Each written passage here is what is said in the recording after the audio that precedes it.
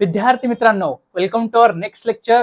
आणि त्या लेक्चरमध्ये आपण आज पाहणार आहोत एंडोथर्मिक म्हणजे काय, एक्झोथर्मिक म्हणजे काय, एंडोथर्मिक प्रोसेस म्हणजे काय, एक्झोथर्मिक प्रोसेस म्हणजे काय, एंडोथर्मिक रिॲक्शन म्हणजे काय, एक्झोथर्मिक रिॲक्शन म्हणजे काय. अशा वेगवेगळ्या प्रकारचे आपण ह्या एक टर्म आपण समजून घेणार आहोत. ठीक आहे. पहिल्यांदा बघा, हीट कशी आहे, ऍब्झॉर्ब होते एकतर दिली जाते. ठीक आहे. त्याला आपण in various processes and reactions म्हणजे हीट एकतर ऍब्झॉर्ब केली जाते किंवा एकतर त्या रिॲक्शन मधून निघाली जाते किंवा ते प्रोसेस मधून निघाली जाते. आणि अकॉर्डिंग टू त्यांना आपण काय म्हणतो, एक्झोथर्मिक रिॲक्शन किंवा एक्झोथर्मिक प्रोसेस और एंडोथर्मिक रिॲक्शन और एंडोथर्मिक प्रोसेस.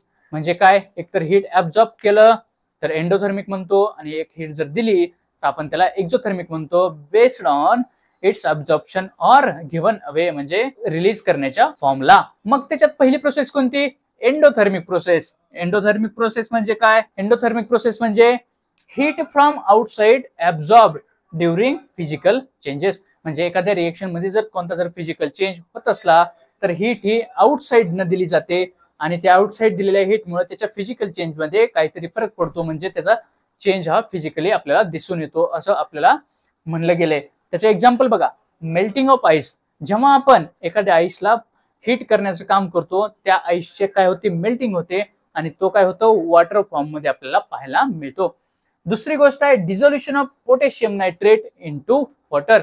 जेव्हा आपण पोटॅशियम नायट्रेटला वॉटर मध्ये टाकतो आणि आपण खालून हीट देतो तेव्हा ते पोटॅशियम नायट्रेट हळूहळू हळूहळू त्या वॉटर मध्ये मिळायला किंवा मिसळायला सुरुवात होते आणि आपण जेव्हा हीट बाहेरून देतो अशा प्रोसेसला आपण एंडोथर्मिक प्रोसेस असं म्हणतो. ठीक आहे. दुसरा आहे exothermic process, heat given away oblique released during physical changes.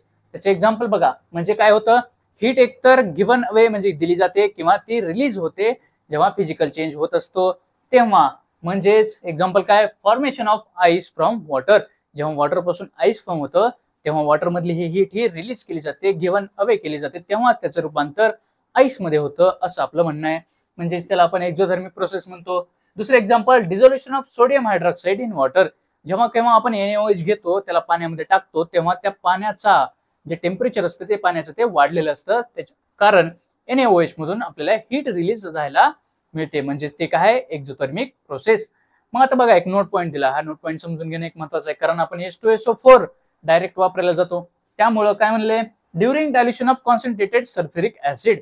म्हणजेच H2SO4 म्हणजे आपण त्या H2SO4 चं जर डायल्युशन करायचं जर म्हणलं तर काय होतं, large amount of heat liberate होते. म्हणजे त्याला आपण जर डायल्यूट करायला गेलो तर खूप मोठ्या प्रमाणात हीट ही रिलीज केली जाते. म्हणून मग आपण जर त्याच्यात डायरेक्ट वॉटर टाकलं, म्हणजे आपण कॉन्सन्ट्रेटेड H2SO4 आहे आणि आपण त्याच्यात डायरेक्ट वॉटर टाकलं तर ते काय होईल, फटकन फुटून जाईल किंवा हीट एकदम मोठ्या प्रमाणात इव्हॉपरेट होईल. म्हणजे हीट बघा मोठ्या प्रमाणात इव्हॉपरेट झाली तेव्हा त्याच्या काय झाल्या, स्टीम फॉर्म झाल्या. ती जेव्हा इव्हॉपरेट झाली त्याची स्टीम झाली आणि ती आपल्या तोंडावर आली, ती आपल्या हातावर आली तर काय झाला, माझा हात जळाला किंवा माझ्या तोंडाला इजा झाली. अशा प्रकारचे हे ऍक्सिडेंट होऊ शकतात जेव्हा केव्हा आपण H2SO4 मध्ये पाणी टाकण्याचं काम करतो.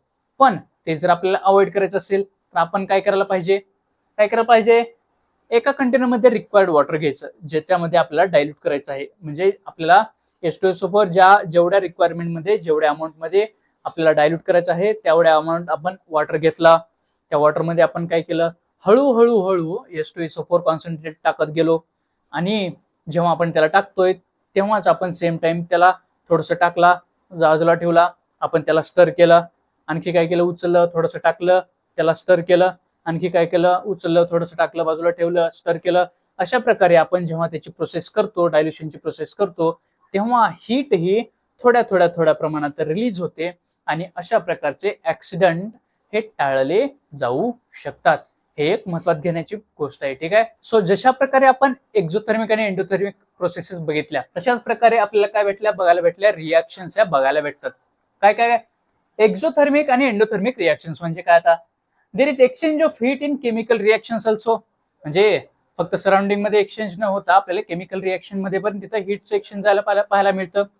आणि अकॉर्डिंग टू हीट घेतलंय किंवा हीट दिलंय, म्हणजे हीट रिलीज केली किंवा हीट ऑब्झर्व केली त्याच्यानुसार आपण एका प्रोसेसला एक्झोथर्मिक रिॲक्शन म्हणतो आणि दुसऱ्या रिॲक्शनला एंडोथर्मिक रिॲक्शन असं म्हणतो. बघा, पहिली कोणती, मग एक्झोथर्मिक केमिकल रिॲक्शन. त्यामध्ये काय होतं, heat given away when reactants transformed into products, म्हणजे हीट बाहेर दिली जाते किंवा हीट रिलीज केली जाते किंवा एक्झोथर्मिक केमिकल रिएक्शन मध्ये. आता एंडोथर्मिक केमिकल रिएक्शन म्हणजे काय, मग सेम एक्झोथर्मिक प्रोसेस जशी होती तसं एक्झोथर्मिक रिएक्शन, एंडोथर्मिक प्रोसेस जशी होती तशी एंडोथर्मिक केमिकल रिएक्शन आहे. एंडोथर्मिक केमिकल रिएक्शन मध्ये काय होतं, heat either absorbed from surrounding or continuously provided from outside, एकतर सराउंडिंग पासून हीट घेतली जाते किंवा त्याला कंटिन्युअस त्या रिएक्शनला हीट दिली जाते, त्याच रिएक्शनला आपण एंडोथर्मिक केमिकल रिएक्शन असं म्हणतो.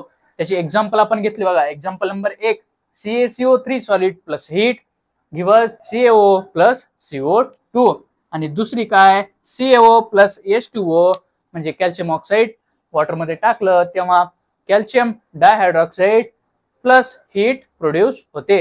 एकीकडे हीट देण्यात आली रिएक्टंट मध्ये, दुसरीकडे हीट रिलीज झाली प्रोडक्ट मध्ये, म्हणजे जिथे हीट दिली गेली त्याला म्हणतो एंडोथर्मिक केमिकल रिएक्शन, जिथे हीट प्रोड्यूस झाली किंवा रिलीज झाली त्याला म्हणतो एक्झोथर्मिक केमिकल रिएक्शन. आता आपण पाहिलं की एक्झोथर्मिक एंडोथर्मिक रिएक्शन्स प्रोसेसेस कशाला म्हणतात. ठीक आहे, मग पुस्तकात एक रेफरन्स आलाय डिझोल्युशन आणि तुम्हाला केमिकल रिएक्शन मध्ये काही फरक माहिती आहे का, किंवा तुम्ही काय फरक ऑब्झर्व केलाय का असं त्यांनी विचारले. ठीक आहे, मग तुम्ही काय फरक ऑब्झर्व केलाय का हो, हे पाहण्याच्या आधी एक तुम्ही म्हणजे जनरली एखादा फरक जर ऑब्झर्व केला असेल तर तुम्हाला लक्षात आलं असेल, तुमचा जर कन्सेप्ट जर क्लिअर असतील तर तुम्हाला लक्षात आलं असेल की त्या दोघांमध्ये काहीतरी फरक नक्कीच आहे.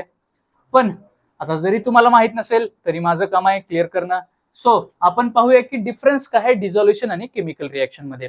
पहिली गोष्ट, डिझोल्युशन आपल्याला कशाला म्हणतो, डिझोल्युशन ही बघा फिजिकल चेंज आहे. काय होतं डिझोल्युशन मध्ये, solute disperse in solvent form homogeneous mixture.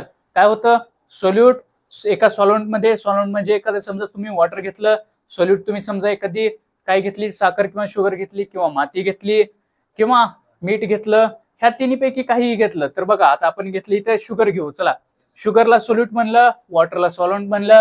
Sugar काय होते, डिस्पर्स होते कोणामध्ये, सॉल्व्हंट मध्ये. सॉल्व्हंट कोण आहे, वॉटर, एक होमोजेनियस मिक्सचर फॉर्म करण्यासाठी. आणि त्यामध्ये काय होतं, कोणताच नवीन सबस्टन्स फॉर्म झालेला आपल्याला पाहायला मिळतो का, नाही, ते फक्त मिक्सचरचं फॉर्म आपल्याला फॉर्म झायला मिळतं. म्हणजे काय होतं, शुगर जर पाण्यामध्ये एखाद म्हणजे डिझॉल्व्ह झाली किंवा विरघळली गेली तर आपल्याला पाहायला मिळतं त्याचा कलर किंवा त्या पाण्याचा कलर आपल्याला आपोआपच सेम दिसतो जसा तो अगोदर होता. म्हणजेच आपल्याला शुगर पाण्यात आहे असं पाहायला मिळत नाही. म्हणजेच काय झालं, होमोजेनियस मिक्सचर फॉर्म झालं, त्याच्यामध्ये कोणता नवीन सबस्टन्स फॉर्म झाला नाही. आणि त्यालाच जेव्हा आपण समजा त्याला हीट केलं तर काय होईल, पाणी निघून जाईल आणि वॉटर बाजूला पडेल, म्हणजेच सोल्यूट बाजूला पडेल. आणि सोल्यूट त्याची आयडेंटिटी, त्याचा गोडवा आपल्याला रिटेन झालेला पाहायला मिळेल. याच प्रोसेसला आपण डिझोल्युशन असं म्हणतो. दुसरी गोष्ट, मग केमिकल रिएक्शन कोणाला म्हणायचं, ज्याच्यामध्ये 2 or more सबस्टन्सेस रिएक्ट कशासाठी, form 1 or more product with different chemical properties. आपल्या डिझोल्युशन मध्ये जेव्हा सोल्यूट सॉल्व्हंट एकत्र झाले तेव्हा डिफरंट केमिकल प्रॉपर्टीज पाहायला मिळाले का हो, नाही. पण केमिकल इक्वेशन मध्ये जेव्हा 2 पेक्षा जास्त सबस्टन्स एकत्र झाले तेव्हा आपल्याला काय, डिफरंट केमिकल प्रॉपर्टीज पाहायला मिळाल्या. म्हणजे आयडेंटिटी तिथे काय झाली, लॉस्ट झाली. हाच आहे बेसिक डिफरन्स कशामध्ये, केमिकल इक्वेशन आणि डिझोल्युशन या प्रोसेसमध्ये.